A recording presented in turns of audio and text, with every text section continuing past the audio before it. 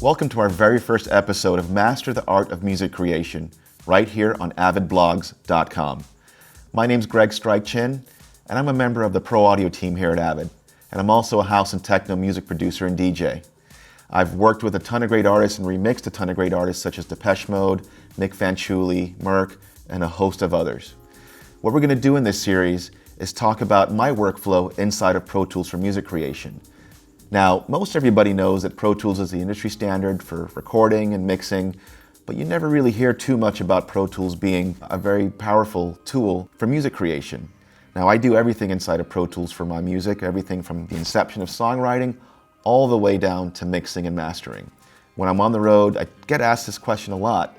Strike, how do you create your drums for your songs? So we're going to cover that today. And to do that, we're going to use the power of Pro Tools and the power of Native Instruments Maschine 2.0 software along with the hardware. Now, of course, if you're sitting at home, don't forget to grab a copy of this session, the Pro Tools session, right here on avidblogs.com. Let's take a look at how we're going to do this.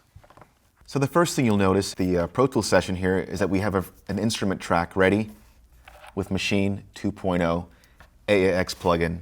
Now I've got a 909 kit, and I'm ready to record my drum pattern. Now I'm going to record the drum pattern inside of Maschine. To do that, I'm going to be using the Maschine Studio hardware.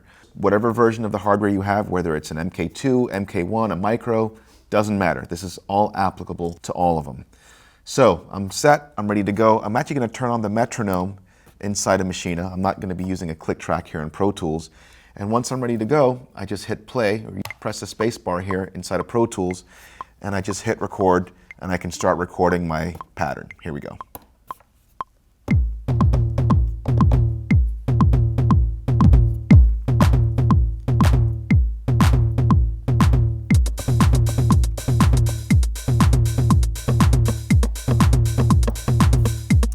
Now when I'm done recording, all I've got to do is get out of record mode, just press the record button in Maschine and turn the metronome off as well. I'm going to come back over to Pro Tools and I'm going to hit stop on the spacebar, and then you can see here on the screen I now have an entire pattern, an entire 909 kit drum pattern inside of Maschine. Now I like to do all of my editing and arranging inside of Pro Tools, so I need to get all that MIDI information outside of the plugin inside of Pro Tools. To do that, we go right here to the MIDI export button. Now you can also export audio, but for this example and for this song, we're going to export MIDI. To do that, we're going to go right over here to the name of the kit, in this case a 909 kit. We're going to right click on it, and we're going to go right here to Group MIDI Batch Setup. Right now I have selected Sounds to MIDI Notes. Now that's not the option we're going to use for my song, but let's go ahead and take a look at what that looks like, because this may be the way you like to work. Maybe you like working specifically in patterns and you like to group your patterns together. So this is what you would choose. Once you've got that selected, you're going to go back to your MIDI drag and drop window here, and we're going to go ahead and hold down our left mouse click, and we're going to drag that pattern right into our empty edit arrange window. Our MIDI import options window is going to pop up. We're going to want to put that on a new track. We're going to hit OK, and you can see here that now your pattern, the entire pattern, your kick drum, hi-hats, claps, everything lives together as one MIDI pattern on one MIDI track. But that's actually not what we're going to do here. I'm going to go ahead and delete this.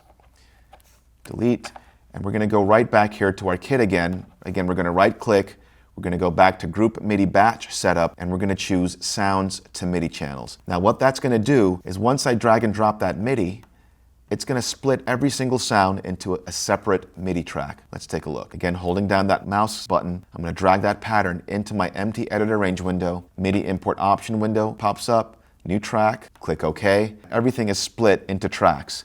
Now there are a couple more steps that you have to do before we can get playing here. The first thing I'm going to do is I'm going to go ahead and erase that pattern by just right clicking it. Erase the pattern inside of Maschine. It's gone. We need to go ahead and make sure that our sounds are correlating to the correct MIDI channel inside Pro Tools.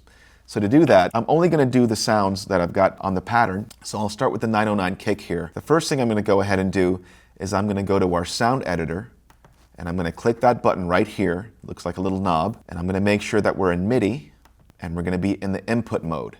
I'm going to go ahead and make sure that that MIDI track is active, and then I'm going to assign the channel which I'm going to go ahead and use channel 1. Now you can use whatever channels you want. The easiest thing to do is to make sure that you're using the MIDI channel corresponding to the number of the pad that it's on. That makes it really easy. So I'm going to go down here. I know I'm using the closed hi-hat. Again, I'm going to click on the sound, make it active, and again, that's on pad number 3, so I'm going to go ahead and have that be MIDI channel number 3.